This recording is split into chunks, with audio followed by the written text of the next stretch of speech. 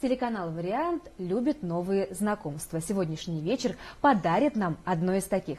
В нашей студии сегодня певица, музыкант Вера Снежная. Вера, добрый вечер. Здравствуйте. А любители шансона знают это имя и знакомы с творчеством Веры. Сегодня в эфире мы и песни послушаем, ну и, конечно, о жизни, и в том числе творческой жизни вашей поговорим.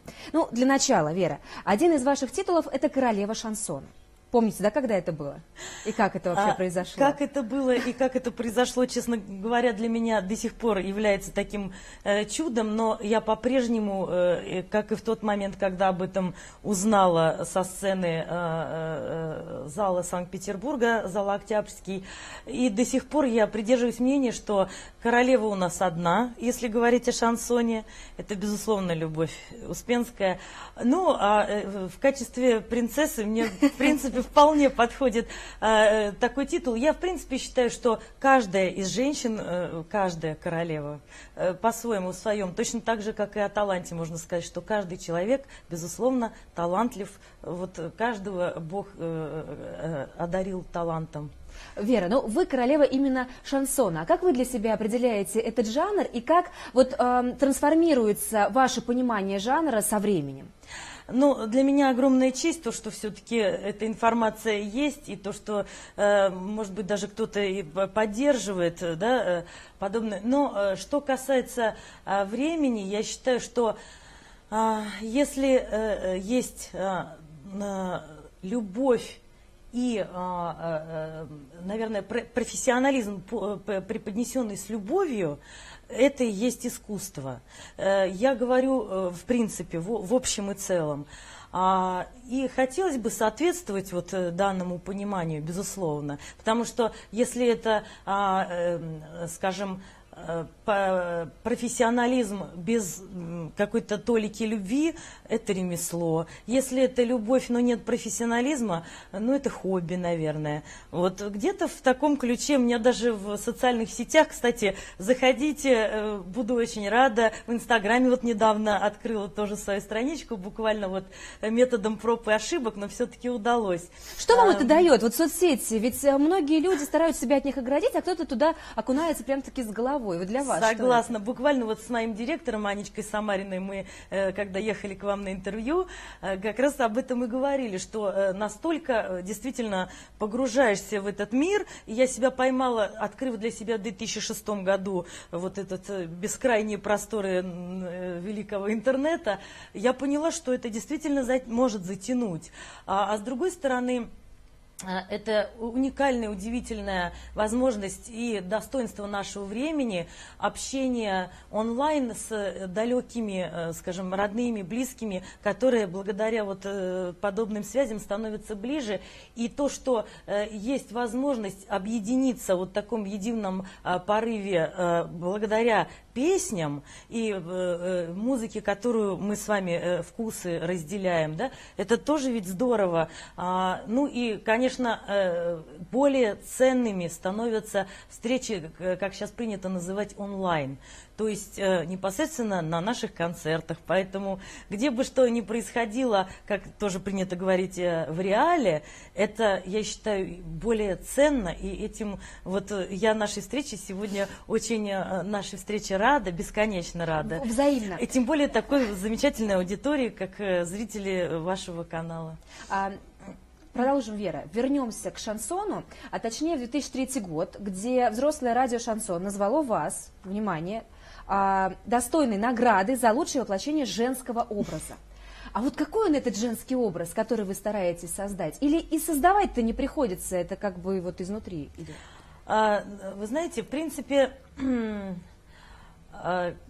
я в процессе обучения на эстрадном отделении РАТИ, Российской академии театрального искусства, в принципе, для нас очень важен был момент, который мы постигали благодаря нашим великолепным преподавателям. И то, что было сказано для меня, да, лично, и я с огромным удовольствием делюсь со всеми, то, что, наверное, выходя на сцену, очень важно завоевать и, может быть, даже при возможности покорить именно женскую аудиторию. Это Хотя очень вот мне так немаловажный кажется, что у вас фактор. должно быть больше мужчин-поклонников, нет? Не так? Вы Вот знаете, судя по для меня отзывам, трудно сказать. Очень важно, наверное, понимание того, что от меня ждут. Это бесконечно. Это самый главный у нас, наверное, человек в зрительном зале – это зритель. И то, что люди находят возможность, несмотря ни на какие, да, ситуации жизненные, в стране и в личной жизни, да, находят возможность посещать наши концерты и покупать наши альбомы, слушать наши песни, это очень важный момент, конечно же, потому что Его Величество зритель, он делает погоду, ну а уж насколько удается воплотить или же все-таки непосредственно вот исходить из каких-то, наверное, внутренних ресурсов, да, судить, наверное, все-таки Его Величеству зрителю. зрители выбирают и самые популярные песни. У вас их несколько. И прямо сейчас я предлагаю послушать одну из них. Он как раз такой женский образ там про девчонку, да? Презентуйте эту песню, этот клип, Вера, прямо сейчас. С удовольствием. В принципе, клип этот снимался достаточно давно, и тогда у меня был несколько другой образ, но мы решили разделить. Вот, собственно, я в этом клипе предстаю в образе такой голубоглазой блондинки. Вот, ну и, собственно, еще то, что сам клип снимался непосредственно в городе Санкт-Петербурге.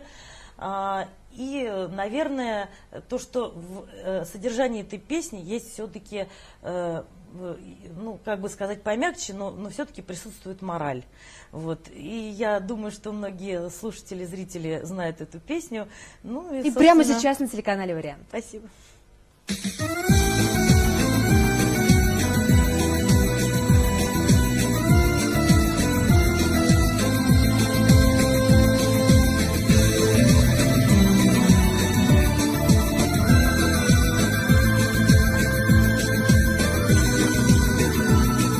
Девчонка из дальнего города поехала в Москву, чтоб попытать счастье и судьбу. Наврала маме с 3 короба, мол, приняли в МГУ. Ну а там, как устроюсь, сразу же напишу. И первым же утренним поездом оставила девочка отчий дом. Встречала первопрестольная вся в огнях. Казанский шумел непривычно так, и где-то в душе поселился страх, и слезы застыли в наивных простых глазах. Теплыми ливнями, южными зимами вдаль нас уносит, и осень сбросит вниз, как листья.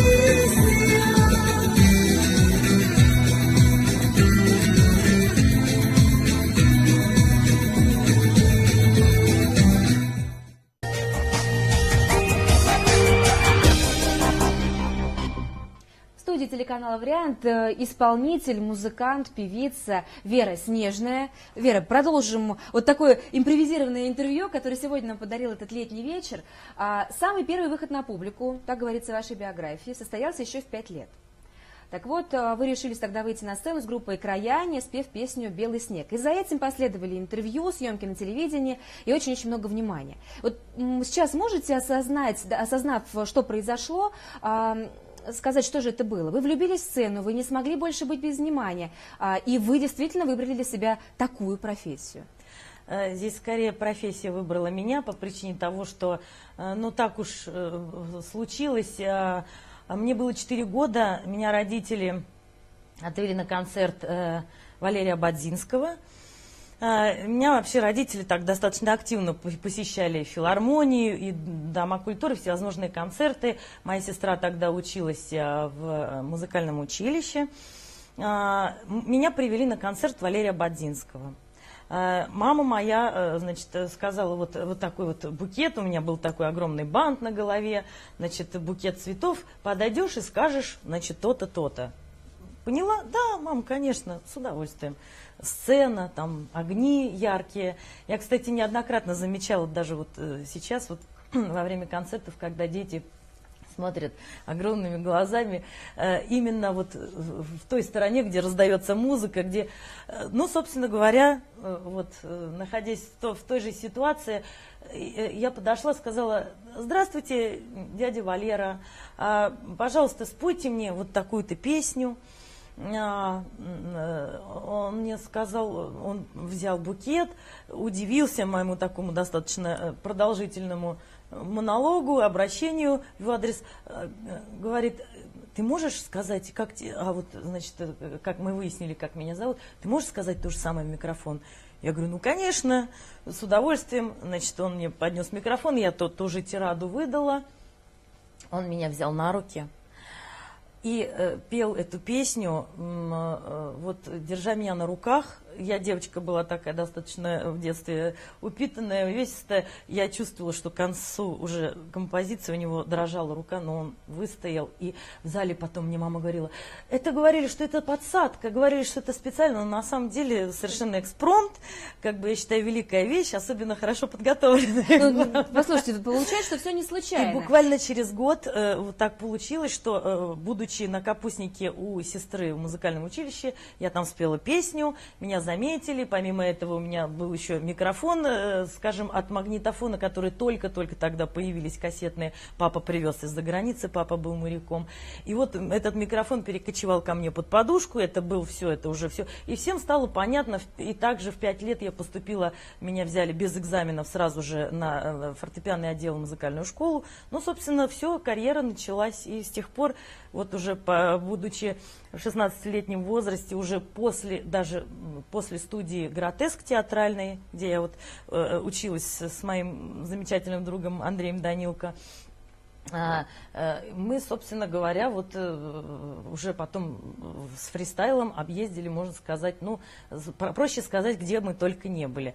Но, опять же, говоря о том, что интервью начинается чаще всего, я совершенно без претензий, но о детстве, о том, что вот было в 90-е, очень много чего произошло, случилось в 2000-е и в 2010-е.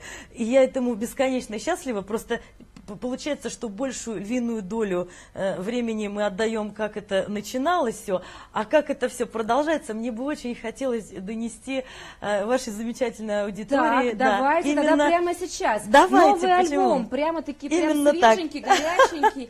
С огромным удовольствием, дорогие друзья. У меня, значит, вот MP3 не так давно вышел с композицией, это вообще вот это вот 15-й альбом. Здесь собрано, ну, я надеюсь, не самых плохих, ну, наверное, даже, надеюсь, лучших композиций. 109 песен. 109? Да, у меня этот альбом 15-й, еще раз. В каждом альбоме, как это, в зубах по 4 мышонка, да? В каждом альбоме около 10-15 песен, соответственно, если это 15-й альбом, я горжусь вот тем, что было, и горжусь тем, что совершилось вот непосредственно, буквально с пылу с жару.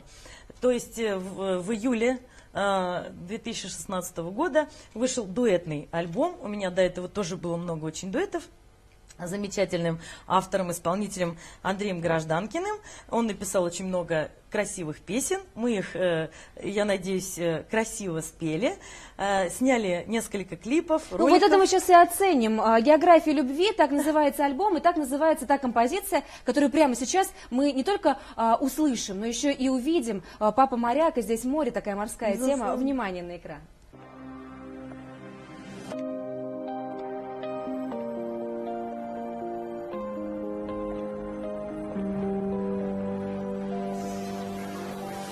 Каждый день, каждый час, каждый сказочный миг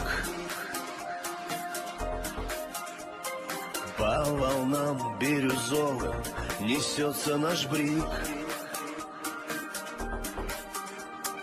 Будем ногу идти под грозой и дождем.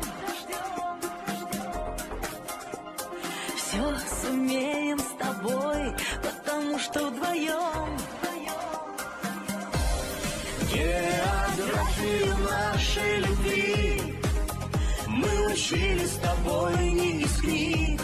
Мы дорогой тернистою шли, и штормами трепала наш брик.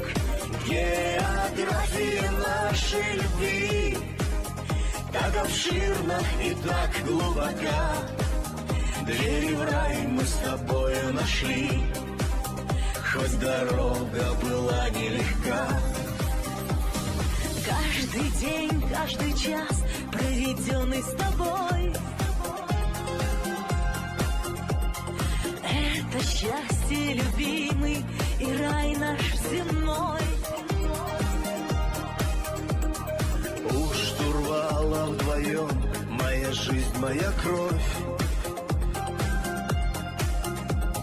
Бригантину ведем под названием «Любовь». География нашей любви мы учили с тобой не из книг. Мы дорогой тернистою шли, и штормами трепала наш брик. География нашей любви так обширна и так глубока. Двери в рай мы с тобою нашли, хоть дорога была нелегка.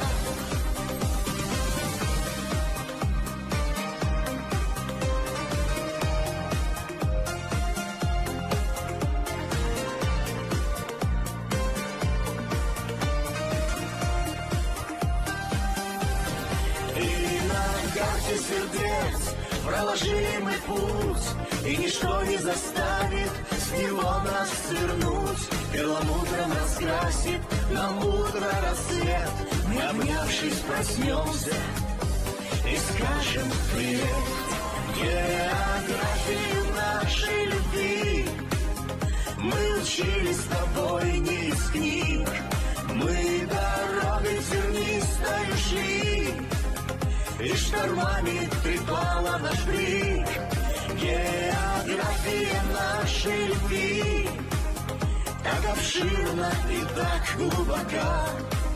Двери в рай мы с тобою нашли, хоть дорога была нелегка. География нашей любви. География нашей любви. География нашей любви. География нашей любви.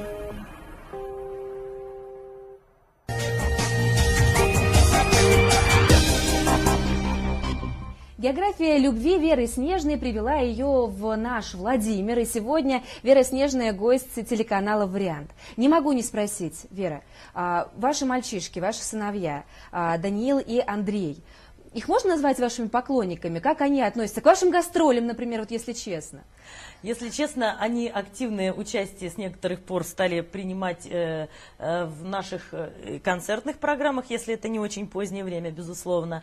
Вот у нас на корабликах проходят концерты, очень хорошие, интересные программы, которые делает Ирина Максимова. Она замечательный, великолепный организатор, очень хороший человек и друг, благодаря которой я познакомилась с Сергеем Николаевым. Это один из любимых мужчин моей жизни. И, собственно, я очень признательна Сереже за гостеприимство, которое, приезжая в город Владимир и область, это потрясающий, удивительный, великолепный человек. Сережа, огромный привет. И, конечно же, огромный привет моим сыновьям, которые принимают участие. Мы даже недавно пригласили, значит, нас на конкурс. Они учатся в Москве, в московской школе. Проходил конкурс «Поющая семья». И песня «Кадриль», которую мы исполнили, она у меня также в моем репертуаре, чем я тоже очень чему рада и горжусь. И мы, собственно, вот проект такой у меня был и сейчас есть, группа «Родня». Это фольклорные композиции в современной обработке. Даниил и Андрей, собственно говоря, поддержали. Мы пели, плясали, даже есть в Ютубе этот ролик. Вот, опять же таки, заходите ко мне в социальные сети, заходите на сайт, который мы с любовью создавали с моим директором Анечкой Самариной.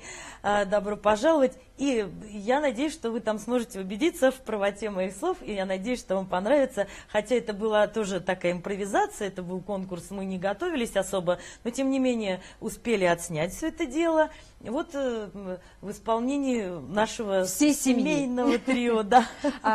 Вера, ну тогда давайте о концерте предстоящем. Я знаю, что вот эти частые визиты во Владимир – это начало такой очень серьезной работы. Совсем скоро концерт, ну в этом году уж точно. Что касается, я надеюсь, что это все-таки будет столь же успешное продолжение, потому что во Владимире я не первый раз. И, как я уже говорила, проще сказать, вот, где меня не было, наверное, да. Я очень рада, что есть приглашение для артиста. Конечно же, очень важный момент – это востребованность. Это самый, наверное, важный закон профессиональный. Вот. И, собственно, когда есть взаимопонимание и когда есть возможность отдать то доброе, вот те аплодисменты, которые я получаю в зал, мне хотелось бы поделиться как можно в большей степени, наверное, да, что-то вот привнести. Именно закон жанра, я считаю, это вот, ну, наверное, как и Дед Мороз, он может быть и должен быть только добрым, и нести все самое светлое. Так что, наверное, где-то мы по-своему немножечко все обязаны быть, как говорится, наверное, назвался груздем, полезай в шоу-бизнес. Вот, поэтому не дай вам Бог хоть раз зайти на сцену с той стороны, где надпись «Черный вход». А если уж, как говорится, коснулось, то, наверное, необходимо соответствовать и приносить людям радость, счастье и, конечно же, праздник. Ну что же, будем ждать вашего концерта во Владимире. Надеемся, что еще встретимся и до этого, и после, поделимся впечатлениями. Спасибо за сегодняшнюю беседу. Огромное спасибо за позитив, за прекрасное общение и, конечно же, успеха, процветания вам лично и вашему замечательному каналу. До новых встреч. До новых встреч. Уважаемые зрители, небольшая пауза. Наш эфир продолжается. Оставайтесь с «Вариантом».